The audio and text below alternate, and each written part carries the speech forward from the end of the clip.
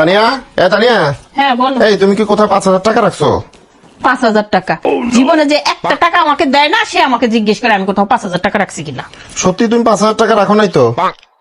5,000 টাকা জমাইতে কতদিন লাগে তুমি জানো? আর একজন 5,000 টাকা হইতে 1,000 টাকার নোট কয়টা লাগে বা 500 টাকার নোট লাগে আমি জীবনে জানি? সেটাই তো জানি না। আর 100 টাকা জীবনে তোমার কাছে চাইলে কত কৈফত আমাকে দিতে হয়, আর বলে যে 5,000 টাকা রাখবো আমি। দেখো তুমি কিন্তু একটু চিন্তা ভাবনা করে দেখো, ঠিক আছে? বালিশের নিচে অথবা ওই যে তোমার কি বলে পাকঘরের চালের ড্রামের ভিতরে অথবা কি বলে না তোমার আর তোষকের নিচে বিভিন্ন জায়গায় রাখছো কিনা একটু চিন্তা ভাবনা করে দেখো। জীবনে যে 1 টাকা দেয় না, সে আবার জিজ্ঞেস করে যে আমি কোথাও রাখি। আর আমার ওইসব স্বভাব নাই, ঠিক আছে? বালিশের নিচে টাকা রাখা, বিছানার নিচে টাকা রাখা, ওই বক্সে টাকা রাখা, এইসব স্বভাব আমার নাই। আর টাকা থাকলে না আমি রাখবো। জীবনে তো একটা টাকা দেওই না, আমার কাছে কোনো টাকা আছে যে আমি ওইসবের ভিতরে রাখতে যাবো? সত্যি তুমি কোথাও টাকা রাখো নাই? না, আমি কোথাও টাকা রাখি নাই। কসম করে বলো তো, এই কসম করে বলো তো যে সত্যি তুমি টাকা রাখো নাই? কসম করার এখানে কি আছে?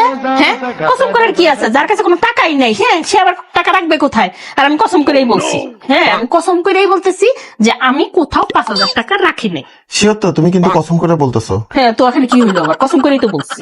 না, একটা জিনিস চিন্তা করতেছিলাম যে বাসার মধ্যে তো শুধু তুমি আর আমি আছি, এছাড়া তো আর কেউ নাই। তুমিও যেহেতু কসম করে কাটছো, তার মানে বালিশের নিচে যে 5,000 টাকা পাইছি না, এটা আমারই টাকা। মনে হয় আমিই রাখছি। বালিশের নিচে পাইছে মানে? হ্যাঁ, বালিশের নিচে পাইছি না। ঠিক আছে। এই বালিশের নিচে পাইছে মানে কি? এই শোনো না, বালিশের নিচে পাইছে